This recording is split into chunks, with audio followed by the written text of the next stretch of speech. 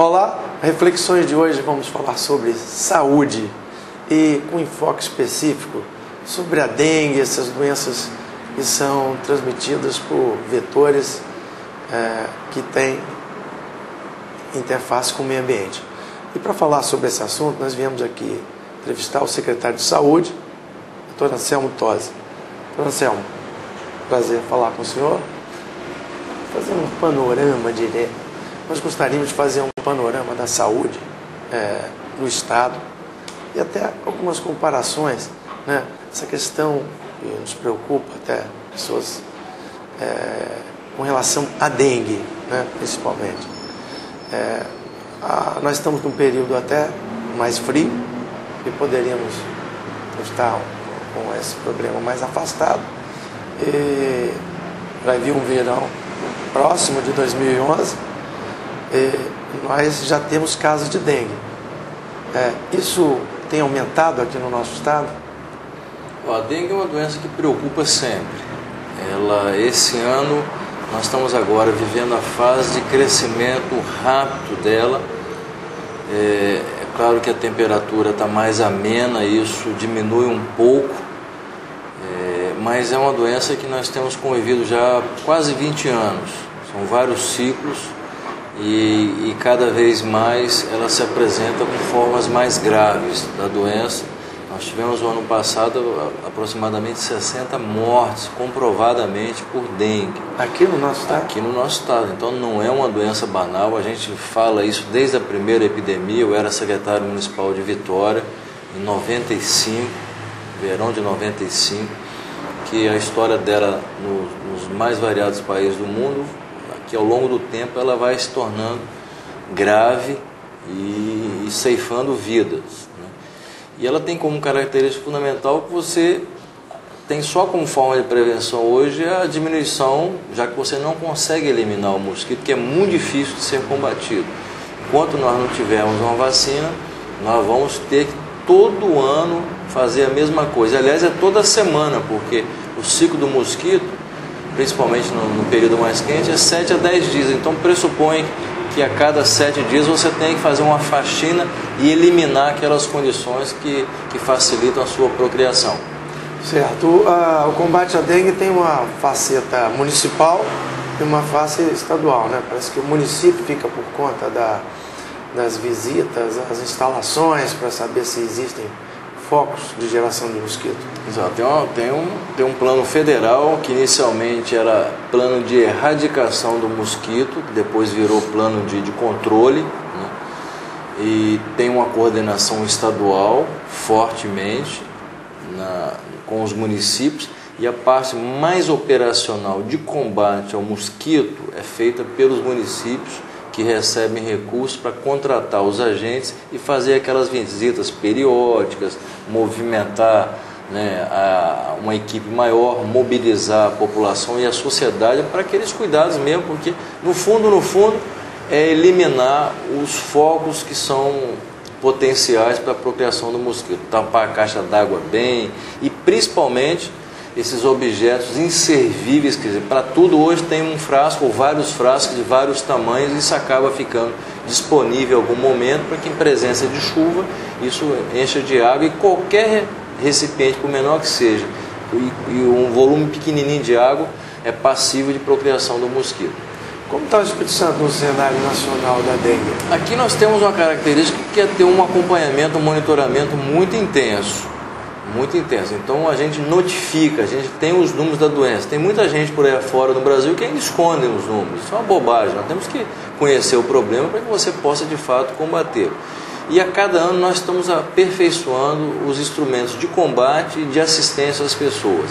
Esse ano a população deve ter visto, nós fizemos campanhas assim muito fortes, inclusive com o Dr. Drauzio Varela. São 3 campanhas diferentes, para que as pessoas pudessem tomar os cuidados devidos em cada tempo dessas campanhas. E fizemos uma coisa muito forte também de qualificação dos profissionais, principalmente dos pronto-socorros e prontos atendimentos, para o manejo correto da dengue. Por quê? Porque a dengue é uma doença que mata, e aquelas pessoas, e ninguém sabe quem vai evoluir para uma doença mais grave, a forma mais grave da doença, que é a mesma doença, só a forma que é mais grave. E a evolução às vezes é muito rápida. Em pouco tempo você perde uma pessoa porque ela perde muito líquidos internamente. Você, quando dá conta, você muitas vezes não tem mais as condições de recuperar a pessoa. Por isso que a última campanha foi aquela de tomar líquidos. A menor suspeita, a própria pessoa, a família, quem estiver perto, pode dar suco, água, leite, o que tiver para a pessoa à vontade, para ela urinar abundantemente. A gente orientou isso, inclusive urina clara significa que ela está bem hidratada, que é a melhor forma de prevenir, principalmente se a pessoa evoluir para essa forma mais grave. Certo. Secretário, quando a gente analisa, por exemplo, o desenvolvimento dos países, né? Eu há pouco tempo estive na África, visitando alguns países, por exemplo, como Angola, e a gente percebe que existem uma série de doenças que ainda permanecem, doenças que nós conseguimos erradicar, né? Mas a febre amarela, a dengue, o tsetse, da mosca do sono, a malária, né? Vários tipos de doenças. Algumas nós já erradicamos aqui, né? Isso demonstra, inclusive, até um nível de desenvolvimento, né? Eu acho que a gente comparar essa possibilidade de ter uma saúde pouco prejudicada por vetores, né? Se nos compararmos com países do hemisfério norte, que tem um clima mais frio, os vetores alados se desenvolvem com maior dificuldade, né? Nas regiões tropicais do Brasil, o controle é mais difícil. E nós tivemos aquele período na época do Império, né? Logo em seguida, quando tiveram os grandes sanitaristas, né, atuando, Oswaldo Cruz, Carlos Chagas, como o senhor vislumbra esse nosso futuro? Acho que a primeira coisa, Almir, que vocês escutem muito bem na TV ambiental, é que o homem interveio demais na natureza, né? Quer dizer, mudamos muito a fase do planeta, são pouca coisa hoje intocada, e nós fomos de encontro a problemas ou criamos, como no caso da febre amarela, nós que nos aproximamos, né, de onde você tem esse ciclo já, particularmente junto aos primatas, na natureza. Então nós criamos, né, muitas situações de problema para nós mesmos. Segundo, que o Brasil, esse Brasil nosso lá do passado teve campanhas de sucesso, você citou bem Carlos Chagas, Oswaldo Cruz, que foram muito importantes naquela época, mas são momentos muito diferentes, população muito pequena, nós somos urbanos de fato de 30, 40 anos para cá, que o Brasil de rural virou urbano e sem nenhum planejamento, de uma maneira muito desordenada, né? E isso trouxe consequências, como é o caso do mosquito da dengue. Nós achamos que não é possível erradicar, vamos ter que criar uma vacina porque ele vai ficar inócuo em função de que ele não vai conseguir, nós vamos estar imunizados contra ele.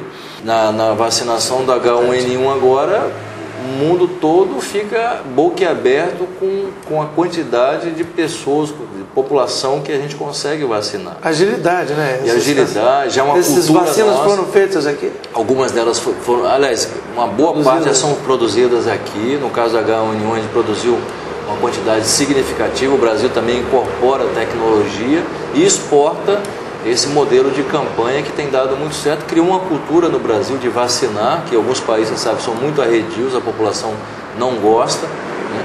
E é uma coisa positiva, assim como a gente tem exemplos para o mundo na política de transplantes de órgãos, né? No programa de prevenção e tratamento e assistência às pessoas com AIDS, enfim, tem algumas coisas que nós fazemos muito bem, como a campanha também de educação e prevenção para a diminuição do consumo do cigarro, do tabaco. Nós somos um exemplo mundial, não somos um alcoolismo, somos um péssimo exemplo, é verdade, que traz consequências muito danosas para toda a nossa sociedade. Nós vamos agora a um rápido intervalo, voltaremos já.